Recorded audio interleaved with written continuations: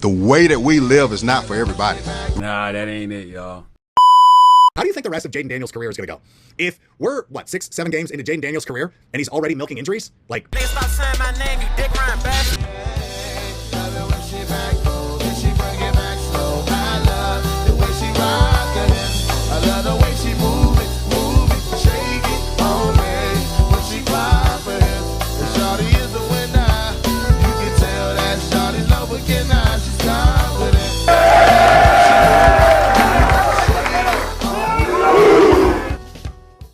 They absolutely can do that. And once they see their team on the field during OTAs and they see, oh man, Dominic Hampton really looks spry. Boy, he really has made a jump. Okay. Or they don't see that, they can easily go out and sign somebody for veteran depth. Okay. So what's good, y'all? It's your man Juan Gotti here. Just a quick little video. I don't know what show that is exactly, but I was just about to turn on the camera to record this quick video when I heard, and I was like, okay, let me see what they talk about. Look like they talking about the linebacker room, Madrano and Dominique Hampton and whatever. But I'm coming with this quick video because the Washington Commanders should definitely be interested in Jadeveon Clowney. I definitely feel as though we need to address the edge rusher room with some veteran presence. Shout out to my guy Reedy and Z. Z's a big fan of Von Miller. We was talked about it on the show last night on Burgundy Breakdown. He's a big fan of Von Miller, and me and Reedy kind of was just like, what has he done lately? You know what I'm saying? He's older. But I think Von Miller, just off of his name, he's going to want a lot of money, even though he is at the back end of his career. So I kind of was like, the production and the age and the injury history just doesn't necessarily make me interested in Von Miller. And if we're being quite honest, man, like the veteran edge rushing market is just not good right now. Like there's nobody pretty much that I'm interested in outside of a Matt Judon or now a Jadeveon Clowney even. But like for the most part, it's pretty whack, man. And that's why I was very hopeful that we would have drafted an edge rusher of some sort. But I look at it as the scheme that we're running, man. I look at it as we're gonna have Dietrich Wise and Javon Kinlaw and a lot of Jacob Martin and all these guys that were in that we signed and brought on to play in different packages, and we're just gonna rush as a unit, man. Forgive me for sweating. It's freaking hot out here.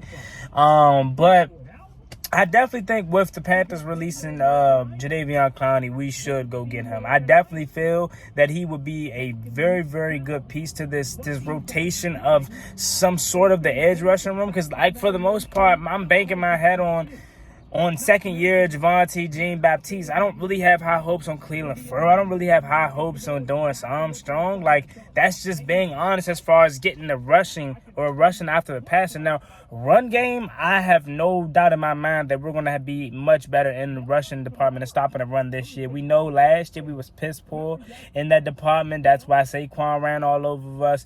Bijan Robinson, Tyrone Tracy from the Giants ran all over us, and obviously Jahmyr Gibbs.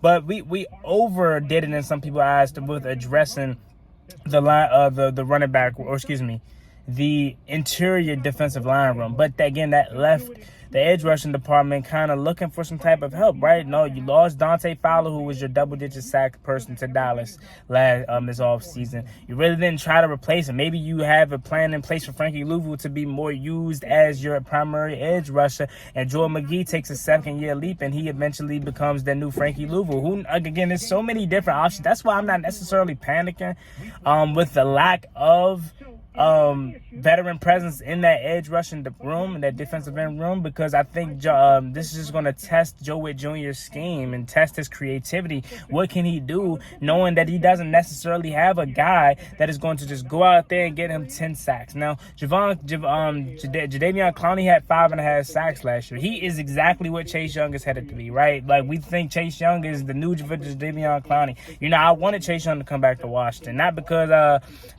I just thought he was just this beast or whatever, but I felt like a nice little 1-year deal would have been cool to come back and get better coached by a different regime. But he ended up signing a 3-year deal, you know, with the Saints, and he got the bag with the Saints. And this is exactly who Chase Young is or Jadeveon Clowney is. He's an older version of Chase Young. Going to always be around. Never going to be a guy that's going to give you 9.5, 10, 11, 12, 13 sacks, but he is going to be a guy that's going to be around contributing to your locker room, giving you 5 sacks. He had 5.5 last year. Being a veteran presence, being a body. If he could stay healthy, man, that kind of changes my tone on Jadeveon Clowney. I think if he can stay healthy and give you 6.5 sacks, that's cool with, different ways we chip in as well. I do think we're going to rely heavily on the interior pressure, though. I really do. I think the interior pressure is going to have to carry this defensive line. So, Daron Payne, Javon Kinlaw, Dietrich Wise, and Johnny Newton, we need a big second year from you as well. Eddie Goldman, like these guys, I genuinely feel the way the defense is set up in the front seven, minus the linebackers, really just the D-line, man. It's going to be a unit rush. Like, it's going to be a rush of togetherness, man. It's not going to be one guy being able to be a game breaker because we just don't have that kind of talent on the defensive line, man. We just have a bunch of JAGs, just a bunch of guys. Hopefully, Daron Payne could go back to his old self and turn back the clock, but hopefully Johnny Newton could take a second year lead. But right now, again, it's pretty just it's hoping that it can happen. It's not nothing that's necessarily guaranteed to happen. So again, I'm fine with Jadeveon Clowney coming to Washington. I wouldn't mind it at all. I think if we was to bring him in, he could be solid for this year. I'm curious as to why the Panthers cut him, though. I don't know if it was just because they got better guys at that position, if it was contract issues, or if it was just, hey, man, we washing our hands clean with him, before the season starts. I'm not really sure as to why he's back out on the market, but he is back out on the market nevertheless. And I think adding him to this group could definitely benefit it. Sleeping on the Von Miller thing, I'm still kind of like off of Von Miller, but if he was to come to Washington, I wouldn't be like upset at it at all. I definitely will understand it. He did have like 6 sacks last year, 5 to 6 sacks last year, and he only played 25% of the snaps. That's what it's going to look like for this team, man. We're not going to have a guy out there that's going to be playing primarily 80% of the snaps, man. It's going to be somebody out there that's new every couple of plays. We're just going to be rotating guys in and out, and that's not necessarily the successful method. You would love to have 2 guys, and I'm using these guys as a small example because they weren't necessarily home run guys, but they were guys that we were relying on every play. You always want to have a play where Montez Sweat, Chase Young was out there at that time when we looked at their defensive line as it being really good. We don't have that kind of guy out on this roster that every time we line up the ball, we know one of our stud guys are out there. So that's why I think that's our biggest weakness right now, and our biggest, I guess, like question mark is the edge rushing department. And I think if anything, that could be the reason we struggle this year in terms of pass rushing ability is the edge rushers, and we'll end up probably drafting a guy, maybe making a trade at the deadline. That's why I'm also not worried as well, is because I know Adam Peters isn't going to sit on his hands. When he sees a problem, he attacks it. Like the cornerback room last season, Marshawn Lattimore wasn't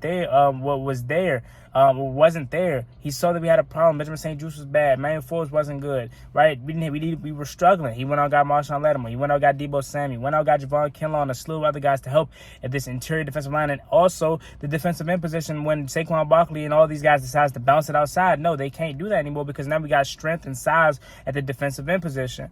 Now, as far as the edge rush position, I don't expect it to get too bad to the point where we're just sitting on our hands. No, if it's not as good as we're perceiving it to be, or at least I'm perceiving it to be, I expect Adam Peters to make a move at some point this offseason, whether it's post-training camp cut, whether it's trade deadline, whether it's the draft next year, whether it's free agency next year. At some point coming up here in the future, I expect a move to be made to address the edge rushing department, because right now, as it sits, in my opinion, that is the worst part about this team, and that's the only the really position that I can see holding back this team from reaching this peak of success. And again, if you're relying heavily on the interior pressure, you just got to hope the guys in the middle that we signed, that we had Daron Payne, Johnny Newton, they step up and make some noise. And because let's be real, as much as I would love exterior pressure, interior pressure is what struggles, or what causes a quarterback to struggle the most, because if you can't step up in the pocket, it's nowhere to go. So at that point, anybody can be an edge rusher. I could be an edge rusher out there. If my interior guys, defensive tackles in the middle, nose tackles